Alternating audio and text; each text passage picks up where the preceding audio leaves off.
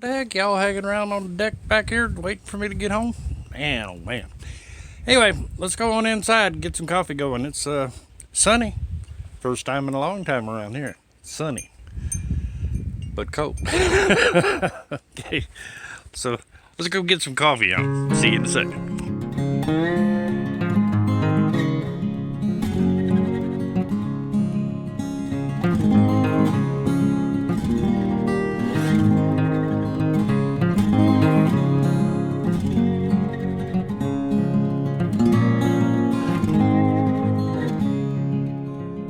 Hey, how the heck are you folks today? Yeah, it's been a week, man. Last week was just I was tagged to the wall. Just didn't get any videos done at all. That was it. Which is a good thing. I mean, business is picking up, and yeah, making money is always a good thing, isn't it? Uh, yeah. But some of the things that I ran into this week was kind of fun. Uh, Other than the fact it was so cold today, I mean, it was cool. Sunny though, had some sunshine.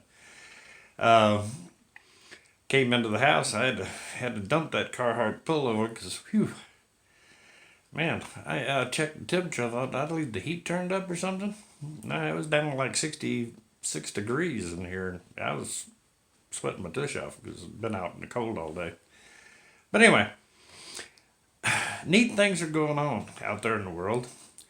For you guys that are all into the Second Amendment battles that are going on all over the country, uh, got a hold of a fella, and this is kind of a funny story. Earlier this week, I got a call from a guy who wanted me to come out and take a look at his pastures because he was wanting to reseed and wanted to get some ideas. And so I went out there, a guy by the name of Jay, nice fella, he really was.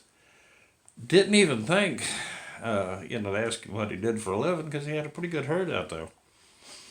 So I just assumed he was a stockman and didn't question it any further than that. But I came in and ran across where God love the state of Tennessee. Um, they're trying to make it. Got a couple of things going on. I'll tell you about both of them because one of them involves more states than Tennessee. But the first one was that the governor of Tennessee now has put forth a bill to allow open carry in the state of Tennessee. Now you could open carry in Tennessee, but you had to have your concealed weapons permit to be able to open carry. And while it's not a huge thing, you know, it's several $100s to get it, and then taking a time out to go do the training and so forth. And so a lot of people, if they're living hand to mouth, they can't afford it. So the governor's made it, put the bill forward to uh, allow for open carry in the state of Tennessee, not having to have the CCW to open carry. And so they were encouraging folks to, write your congressmen and legislators and let them know whether or not you support it. So I thought that'd be a good thing. So I called a number for Nashville there, and it kind of clicked around a little bit and forwarded to the guy's cell phone. And I guess he runs a pretty tight office up there. Yeah. And I noticed that it was the same number that came up for Jay for his pasture. And so I got to talk to him a little bit, and sure as heck, that's who it was. He was a state legislator. I'll be darned. And he was like, "Yeah, he said this should go through pretty easily." Um, he said he got a few urban areas like Nashville and stuff. He says where some of their folks may not go along with it. He said, but on he said they don't carry a majority at all in this state, so he said it'll go through. So I was really pleased with that. So looks like they're going to push through a new bill, make it legal to open carry in the state of Tennessee, which I think is good. All right, uh, because that old don't the Second Amendment's under attack in so many states right now. It's sad.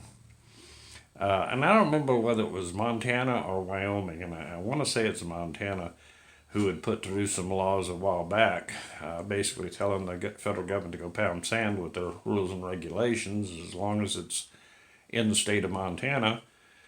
Rules didn't apply. And the government, while they didn't like it, have put up with it. Well, now something new has cropped up, and I'm finding it to be kind of hilarious. And good thing is that a group of states, and it was triggered by Mississippi, is who started this whole thing. State of Mississippi, God love them. And I figured Danny King had something to do with it down in Deep South Homestead, you know. He's a troublemaker. So, but yeah, they are pushing through a Second Amendment region of states that are standing up telling the federal government, no, that's enough. And so that was kind of interesting, especially when I looked at the list of states. I don't have it in front of me, but I think I pretty much remember. It looks like the states that are proposing the same kind of legislation is West Virginia, Kentucky, Alabama, Georgia, of course, Tennessee, Mississippi, Louisiana, I believe Oklahoma. Kentucky's in the middle of it. I think I may have mentioned that. Anyway, Oklahoma and Arkansas. And somebody said that they thought Missouri was taken under advisement. So you got a whole list of states that are basically going to tell the federal government, go pound sand, we are going to hold to the traditional Second Amendment in our states. Yeah. Makes you worry a little bit when a bunch of southern states got together once before and told the government you're acting unconstitutionally and go pound sand. It didn't work out too well for us. Hopefully it doesn't lead to something like that. But yeah, apparently there's apparently going to be some letters of grievance filed with the federal government by these states and so forth, telling them you need to back off, and this is not going to be allowed. And I'm encouraged by the fact that states are beginning to take back their state rights a little bit, and we need to, you know, because the federal government's in charge of the whole wide world is not what the Constitution was designed to be. For one, there were certain powers that the federal government has that the states have to go along with to be in the union. There's the key word. Okay. Though they seem to frown whenever states decide they don't want to be in the union anymore. Even though it's constitutional, folks. It is a voluntary union. Matter of fact, back when old Thomas Jefferson was president, I want to say it was Massachusetts that was going to secede from the Union. And did he send troops down there? Did he start shooting? No. He wished them well and wished them success. Because it's like the UE. For some of you younger folks, states were at one time in our history countries. They were their independent little countries. They were nation states. They self-governed themselves. Their laws applied to them, blah, blah, blah. So, just like in Europe, you have England and France and Italy and all these countries that all join the EU voluntarily. And they have the right to withdraw from the EU voluntarily. Yeah. But this is going to become a packed area of where your Second Amendment is going to be protected, along with some other constitutional rights that I know that in talking with Jay, said our Tennessee was going to list a whole group of things that the federal government's doing that they're just not going to put up with anymore. And that's a good thing. That is a good thing. So yeah, I was kind of tickled about that. seeing that the states are beginning to take back a little power. I would love to see. We've tried this. I don't remember whether the 22nd or 24th Amendment that made the Senate, the federal Senate, an elected body, elected by general populace vote. Original founding fathers wanted that to be states' representatives. Right now, our states don't have a voice in the federal government, not really. And I'd like to see that turned back. Give the states back to where they can stand there and say, no, we don't go along with this. And do it before the bill ever becomes law. Get back to what our founding fathers wanted our government to be like. Be a long, hard pushback to get that accomplished, but it still can be peacefully done, and something I'd like to see happen. I know there's some sharp lawyers out there that wanted to start a petition to amend that. We tried prohibition, didn't work. This hasn't worked. It's given all the centralized power into the federal government, and gives a one-stop shop for all the lobbyists to go spend their money to get their way.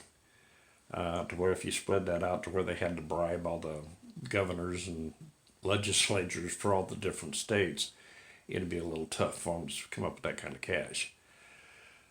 So it might help us get a more just federal system, But yeah, I would, because like I said, the Senate used to be appointed by, or sometimes even a few states even had a general election. But for the most part, they were appointed and served at the will of the state government. Okay? That would end stuff like unfunded mandates and things of that nature the federal government loves to pass along to states. All right? So that's kind of a promising thing, and if some lawyer wants to draw up the paperwork, count me in on the first signature, man. I'd be all over it. And I think a lot of other folks would be too. Right now the system's a little broken and needs some guidance getting back in line of being a government of, by, and for the people. Hasn't been that way for quite a while now. So, anyway, enough of the politics. So you got that going. Tennessee's passing some laws, and it looks like some states are locking their arms and saying, nope, I'm not going to play this. Be a good thing. It really would. More states need to get on board. If enough of us got on board, it could make a big difference. And Bloomberg would have wasted a lot of money. Okay, he really would have. But that's one of the things I got from last week. It was just nuts, folks. I mean, I was running like a wild man all week long. And then on the weekend, I had my boy show up with his kids, and so that was it was a good time. It really was. And so I didn't get any videos up last week. It was terrible. I had some in the hopper, but nothing I could get edited and get out. So this week you'll be seeing a lot of them. We'll get them caught up. But it's this whole thing's going on in all these different states. I don't know what's wrong with Texas. I figured you guys would be right on board with that whole thing. But even Texas is having its problems with Bloomberg and his money being thrown around. It's getting a little bluer down there than I think most folks in Texas are going to be comfortable with. But they're hitting everywhere, man. I mean, New Mexico, all that. It's not good. But so anyway, that was a little bright light on the horizon. I'm really waiting to see what happens with West Virginia's offer to take in and annex into West Virginia any counties that want to get out of Virginia. That'd be a heck of an offer, wouldn't it? So, one of the things I wanted to tell you, though, I've been noticing the media has been coming up with that Donald Trump's just going to destroy the Democrats come next election. Yeah. Be careful of that, because I'm hearing it out of mainstream media, okay? And I have the funny feeling what they're trying to do is lure folks into the thinking of, well, it's in the bag. I don't need to show up to the polls. Yeah.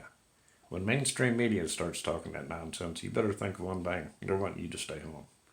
There's a good reason for that. Don't do it.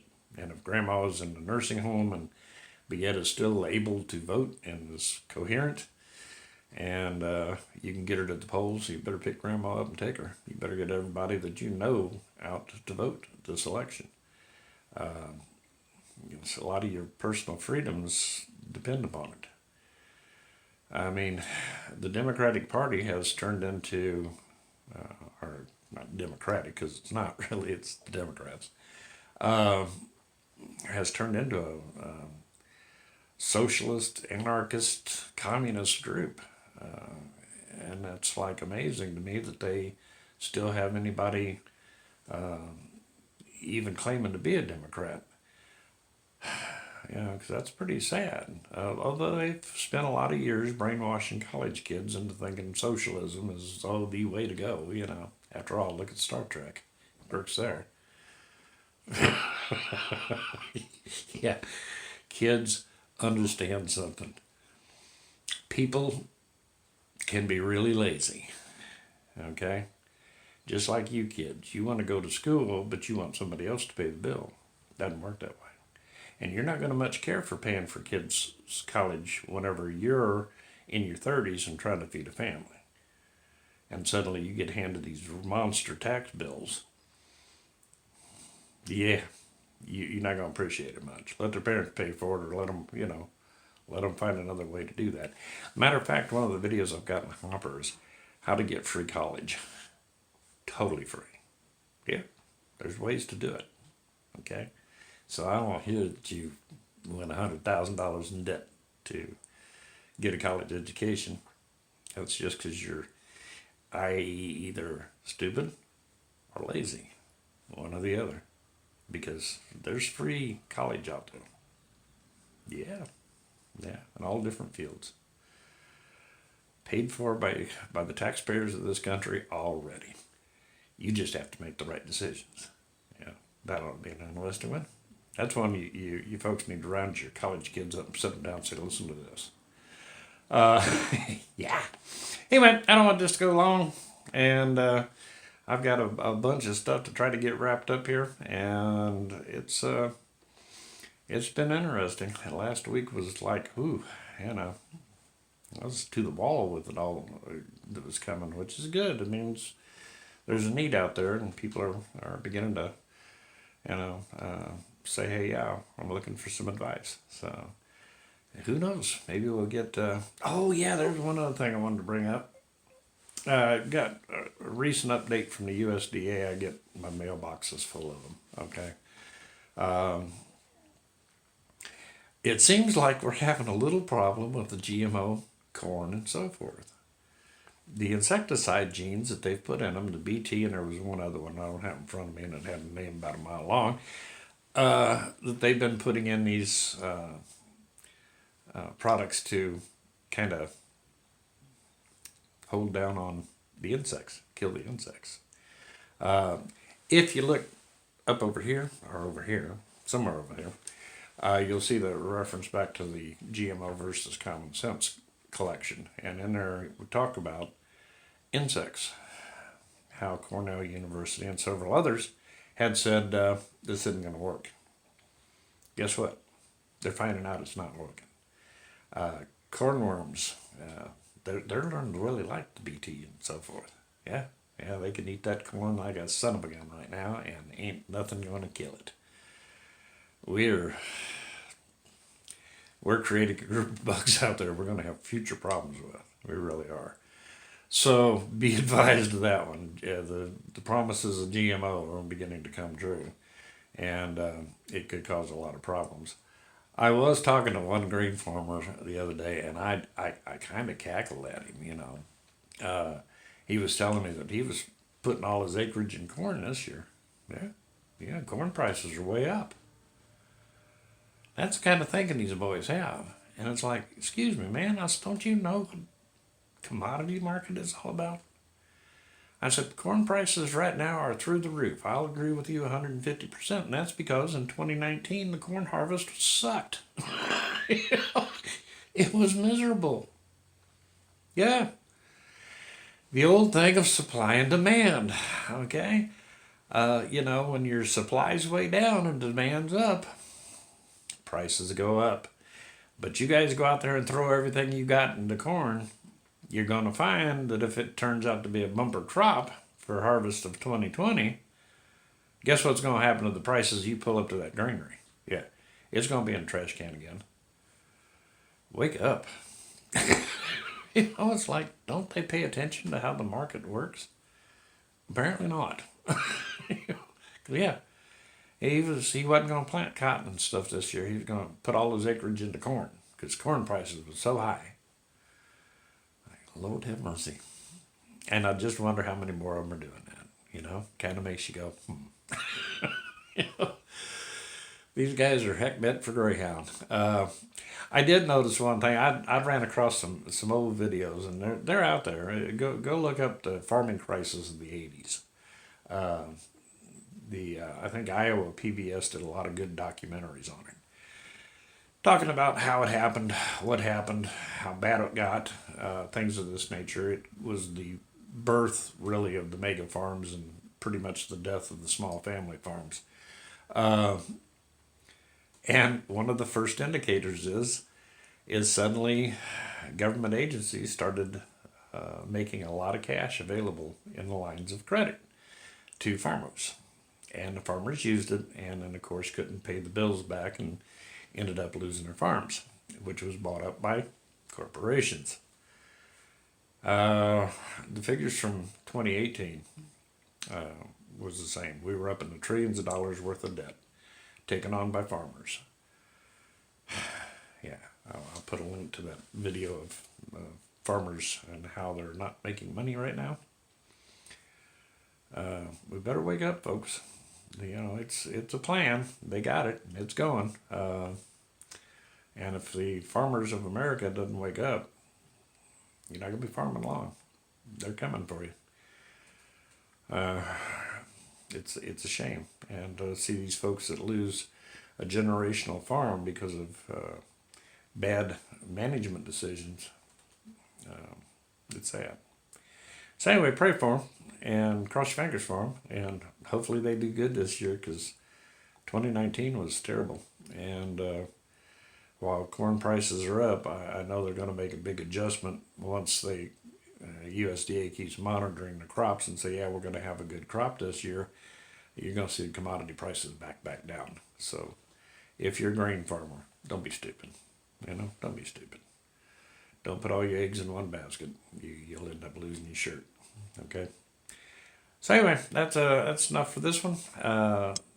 But go take a look at those videos and start thinking a little bit, because I got to tell you something. If this continues, okay, there's not going to be a family farm left. And that's such a shame, because they're such the lifeblood of this country. They really are. But pretty soon it's going to be corporate owned. And when that happens, if you have nothing to do with agriculture, that's when you're going to realize that you have a problem with this whole thing too. Because that American farmer is acting as the buffer zone between the big corporations and what you pay for food. They're the ones losing the money, not you. Your turn's coming. It really is. Because when them corporations take over, they don't care if you can't afford it. It's not their problem. They'll sell it to somebody else. All right? Keep that in mind. Everybody needs to be concerned about this. Start paying attention. This is Rich, Tennessee Homestead. I love you guys and appreciate you. Sorry I missed last week. I was just busy, and trying to get a new business off the ground and so forth. It kind of keeps you hopping. So I hope you understand, and I'll try to make up to you this week for it. Y'all take care. Have a great week. See you soon.